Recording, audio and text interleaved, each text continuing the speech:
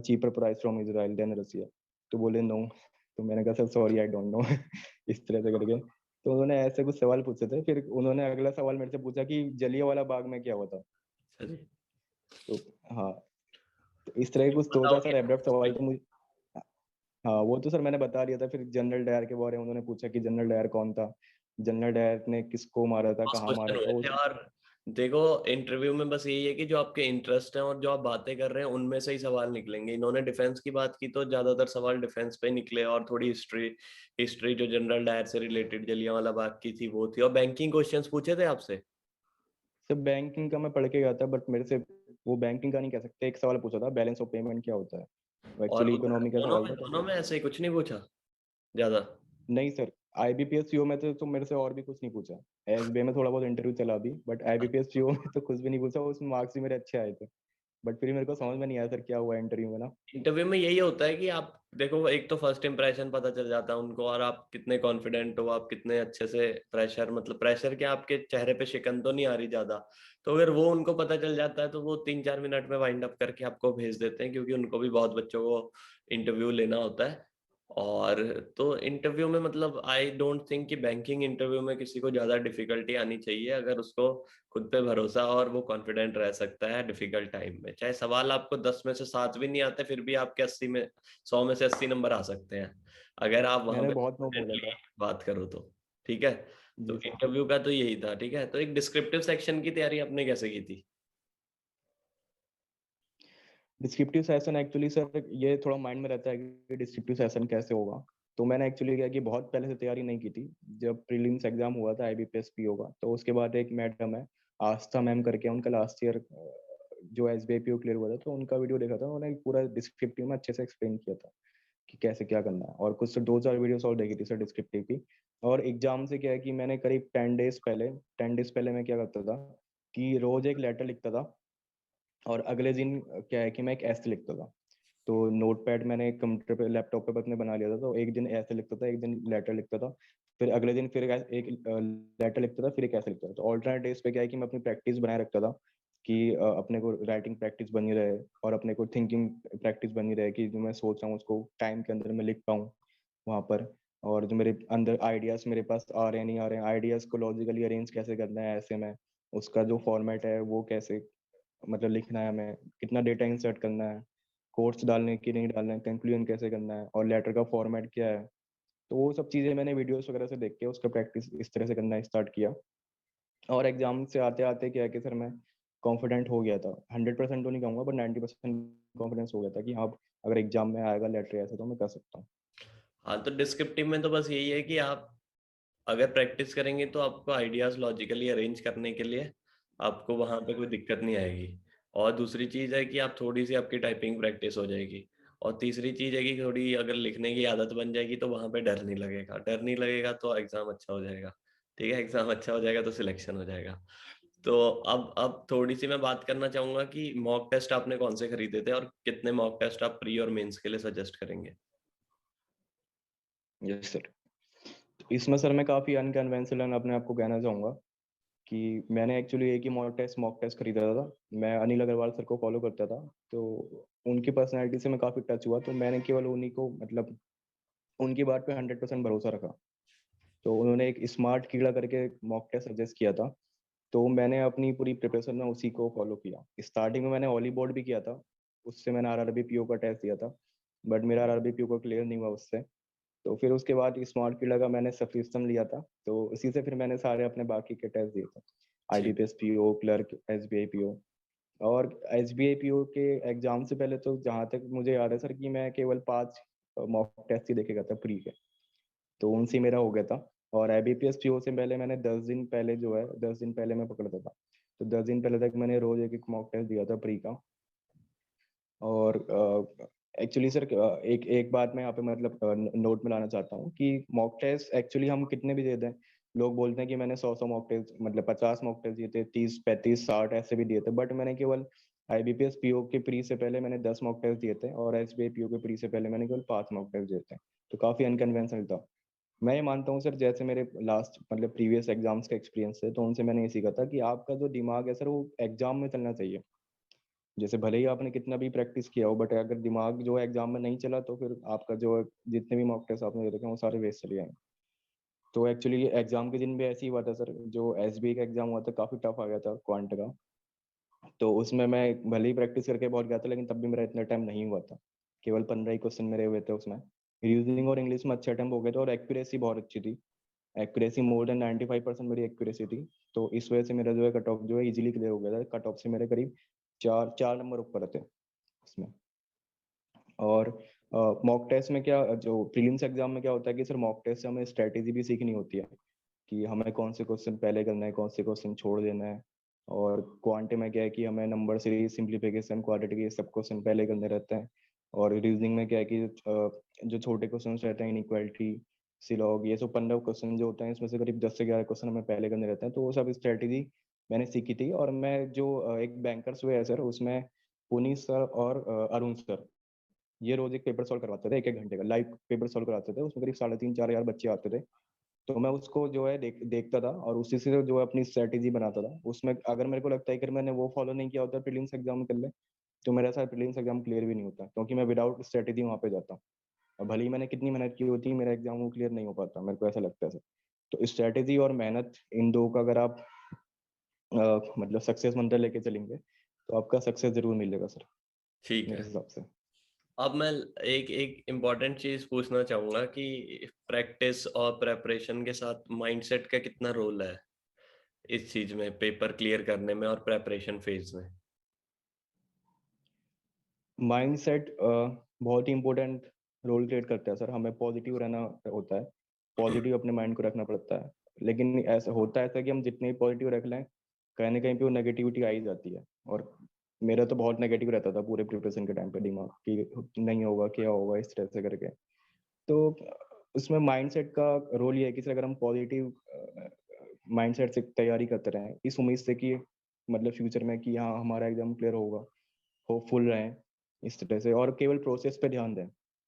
कई बार ऐसा होता है कि हम लोग रिजल्ट की सोचने लगते हैं, एंड रिजल्ट होगा नहीं होगा, तो इस वजह से ये सारी चीज नेगेटिव माइंड बनता है। तो ये बात मैंने ऑब्जर्व की अपने अंदर कि मेरा इस वजह से ऐसा कुछ हो रहा है कि मैं एंड रिजल्ट पे ज़्यादा फोकस कर रहा हूँ और प्रोसेस पे कम कर रहा हूँ। तो इसलिए मेरे दिमाग में ये सब चीज़ें चल रही हैं। और बाकी सर जैसे बीच में मेंटर्स होते हैं, जैसे आप है सर, तो आप ही की बातों को फॉलो करके ये सीखा कि हमें प्रोसेस पे ध्यान देना है, ज़्यादा प्रोसेस पे ध्यान देंगे तो एंड रिजल्ट नेचुरली क्या होता है कि अच्छा होता है। सब लोग तो ऐसे ही बोलते हैं और मेरे साथ तो हुआ ही ऐसा सर।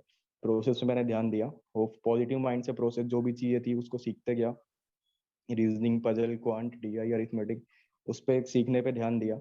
और इस फिर मॉक टेस्ट पे ध्यान दिया, वहाँ भी सीखा। तो सीखते सीखते ऐसे करते करते एग्जाम में जो है अच्छा अटेम्प्ट हो गया, अच्छा प्रिपरेशन हो गया। तो पॉजिटिव माइंडसेट के साथ साथ जो है आप बनाए रखें। नेगेटिविटी आएगी, मैं ये नहीं कहूँगा कि नेगेटिव नहीं आती है, आती है, बिल्कुल आएगी, बहुत ज़्यादा आएगी। आप मेडिटेशन करें। आप जो मेंटोर्स हैं सर, जैसे सर हैं हमारे मेंटोर्स की, 100% इनकी बात आंख बंद करके मान लें। मैं कहना चाहूंगा कि 100% आंख बंद करके जो जो भी बताते हैं इनकी बात माने, उस पर विश्वास रखें, जो ये उनको 100% फॉलो करें, और आपका जो माइंड सेट है पॉजिटिव बना रहेगा। और दिन में करीब करीब 1 या 2 बार सर की वीडियो जरूर देखें। हो सकता है पुरानी वीडियोस भी देख लें, बट उनको देखते रहें तो मोटिवेशन बना रहता है। एक्चुअली मैं खुद भी देखता रहता हूँ खुद की वीडियोस जब मुझे थोड़ी पॉजिटिविटी चाहिए होती है। तो बात ये है कि देखो, नेगेटिविटी तो आनी मतलब जायज है और वो आती है, बट अगर आप पॉजिटिव थोड़ा अपने आप को बार बार नेगेटिव को पॉजिटिव में फ्लिप करेंगे ना, तो आपका दिमाग प्रोसेस पे ज्यादा ध्यान देगा। एंड ये फेवरेट लाइन है मेरी ऑलवेज कि focus on the process and results will happen to you. They are bound to happen because if you are focusing on the process, results are just the by product of the process. तो process पे focus कीजिए, result आएंगे, जरूर आएंगे। आज नहीं तो कल आएंगे, बट आएंगे जरूर, ठीक है। और इसके बाद बात करते हैं कि सब कुछ हो गया, ठीक है, इंटरव्यू भी हो गया, रिजल्ट भी हो गया, अब आगे डॉक्यूमेंट वेरिफिकेशन भी हो जाएगी। तो आगे मतलब अब आपका मतलब माइंडसेट क्या रहेगा आगे एसबीआई ज्वाइन करने के बाद? सर एक्चुअली एग्जाम प्रोसेस तो पूरा हो चुका है, डीवी भी हो चुका है। और एक्चुअली क्या है कि मैं बैंक भी ज्वाइन कर चुका हूँ। तो मैं फिलहाल अपनी पहली फर्स्ट पोस्टिंग पर ही हूँ। और कल को जो मेरा फर्स्ट डे था बैंक में। तो अच्छा। इसमें क्या है कि सर अब आदमी यही सोचता है कि हाँ जो है सब हो गया तो रिलैक्स हो जाता है। बाकी जो पास्ट की बात है सब कुछ इतनी याद भी आदमी सोचता है कि मतलब याद ना ही आए, क्योंकि बहुत ही पेनफुल होता है बहुत ही ज़्यादा तकलीफ देने वाला होता है। तो मैं तो फिर अब कुछ याद भी नहीं करता था कि पास्ट में कैसे मैंने तैयारी की, कैसे सुबह-सुबह उठने में मुझे तकलीफ होती थी, मतलब कैसे सब लोग मेरे दोस्त मुझे at this point of the time वो सब वर्थ इट हो जाता है, और वो सब वर्थ का इट हो फल मिल जाता है। चुका है, मतलब कि वो चलो ठीक है, तो आप उनको एक्सेप्ट करते हो चीजों को। बट मेनली ये है कि if you are working hard, make sure that your your hard work bears you a fruit. तो वो फ्रूटफुल रिजल्ट है, बहुत इंपॉर्टेंट है। ठीक है, तो अब मैं ये सिर्फ लास्ट में एक चीज पूछना चाहूंगा कि the stage is all yours, और आप अगर आपको 1-2 मिनट लेके सबको कुछ कहना है तो आप क्या कहेंगे? बहुत तरह के एक्सपेरिमेंट्स होते हैं और सबकी पर्सनैलिटी अलग-अलग होती है। हर कोई टॉपर अलग होता है और कोशिश करें कि आप अपने आप को जानने की कोशिश करें। हो सकता है कि देखिए, इस दुनिया में मेरे को एग्ज़ैक्टली याद नहीं है बट करोड़ों से ये भी ज़्यादा लोग हैं और हर कोई आदमी अपने-अपने यूनिक है। इस एग्ज़ाम के बारे में मैं ये कहना चाहूँगा, ये एग्ज़ाम या कोई भी एग्ज़ाम हो, ये आपकी यूनिकनेस को चेक करता है। अगर आप किसी टॉपर को देखते हैं, टॉपर आपको लगता है कि बहुत ही ज़्यादा पढ़ने में इंटेलिजेंट होगा, हाई-फाई होगा, इसकी किस्मत अच्छी होगी या फिर जैसे बातें करता है तो उनके बैकग्राउंड से लगता है कि बहुत ही ज़्यादा अच्छा रहा हो। बट और उसको देख के फिर आप अपने आप को डाउट करने लगता है कि मेरा तो इतना कुछ बैकग्राउंड था ही नहीं, मैं अपने आप को खुद भी इतना इंटेलिजेंट नहीं मानता या मैं इतना कैपेबल नहीं हूँ। इस तो मेरा तो एग्ज़ाम क्लियर होने से बहुत दूर है, ये लोग तो इतने टैलेंटेड हैं। तो बट क्या है कि अपनी यूनिकनेस को बनाए रखिएगा और ये बात मैंने सीखी भी थी ओल्डर प्रिपरेशन बहुत लोगों से सुनने के बाद कि अपनी यूनिकनेस जो है, जो आप हैं, उसको बनाए रखिए। हो सकता है कि आप ही बहुत अच्छे हों, आप भी बहुत अच्छे हों, हो सकता है कि आप बहुत अच्छे हों। ये आपको इस समय भरोसा नहीं होता है बट मैंने मैंने यही देखा सर कि मैंने अपनी यूनिकनेस को बनाए रखा। जैसा मैं हूँ, मैंने उसको वैसे एक्सेप्ट किया, भले ही मेरे में लाख लाख कमियाँ क्यों ना हो। जो है सो है, अच्छा है, जो पॉजिटिव चीज़ें भी हैं उसको भी मैंने एक्सेप्ट किया। अपने आप को पूरी प्रिपरेशन के टाइम पे जो है जानने की कोशिश की और यूनिकनेस को बनाए रखा और एग्ज़ाम क्या होता है सर मैं मानता हूँ कि पर्सनैलिटी टेस्ट होता है। भले रिटन एग्ज़ाम हो, इंटरव्यू हो, बट रिटन का एग्ज़ाम को भी मैं एक पर्सनैलिटी टेस्ट ही मानता हूँ क्योंकि उसमें आपका पेशेंस, आपका सब्र, आपका कॉन्फिडेंस, आप अगर आपको कोई क्वेश्चन नहीं बनना है तो आप शांति से पेशेंस शांत होकर अपने दिमाग को सॉल्व कर पा रहे हो, नहीं कर पा रहे हो, ये पर्सनैलिटी का मेजर ट्रेट है। तो वहाँ पे परेशान नहीं होना है। हालाँकि आप परेशान होगे बट फिर भी अपने आप को काम रख के जाना है वहाँ पर। हो सकता है कि आप बीच में भगवान का नाम भी ले लें। मैं तो राम, राम का नाम लेता था, तो वही सारे काम बनाते हैं मेरे तो उन्होंने बनाए भी हैं, तो मैं तो राम उनका नाम लेके जो अपने आप को शांत करता था। तो ऐसे करके अपने जो है अपने आप को जैसे हैं मानते चलें। अगर आप अपने प्रोसेस पे ध्यान देंगे, प्रोसेस को फ़ॉलो करेंगे, रियलिटी की नहीं सोचेंगे, खुद पे विश्वास करेंगे, अपने मेंटोर्स पे भरोसा रखेंगे, गॉड पे भरोसा रखेंगे, अपनी फैमिली पे भरोसा रखेंगे। आपकी फैमिली ने आपके ऊपर बहुत मेहनत की है, बचपन से आपने भी मेहनत की है। 8 से लेकर 12 तक का आप रोज़ सुबह स्कूल जाते थे। स्कूल जाने में कितनी तकलीफ होती थी, बस्ता बाँध के 5-5 किलो का आप बैग बाँधते थे पीछे। आपने मेहनत की है बचपन से। हाँ, उस चीज़ को एक्सेप्ट करें और प्रोसेस को फ़ॉलो करें। प्रोसेस को फ़ॉलो करेंगे तो चाहे कितने भी आप पीछे हैं अभी, आप प्रोसेस से सीखते-सीखते आगे बढ़ जाएँगे। बाकी कॉम्पिटिटर से अपने आगे होते चले जाएँगे और रिज़ल्ट भी आपका आएगा। इस बात का आप भरोसा लेके अपने साथ चलें, मेंटर्स को फ़ॉलो करें, जो बताते हैं उनको फ़ॉलो करें, अच्छे से गॉड पे विश्वास रखें।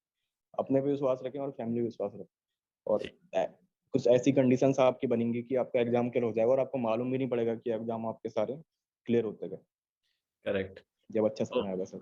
बहुत जी। बहुत अच्छी बातें बोली, लेकिन मैं इसमें से मतलब जो मैं समझ पा रहा हूँ ये क्या कह रहे हैं, वो सिर्फ मैं 3 लाइनों में वाइंड अप करना चाहूंगा इसको। पहली चीज तो है हैव फेथ इन गॉड।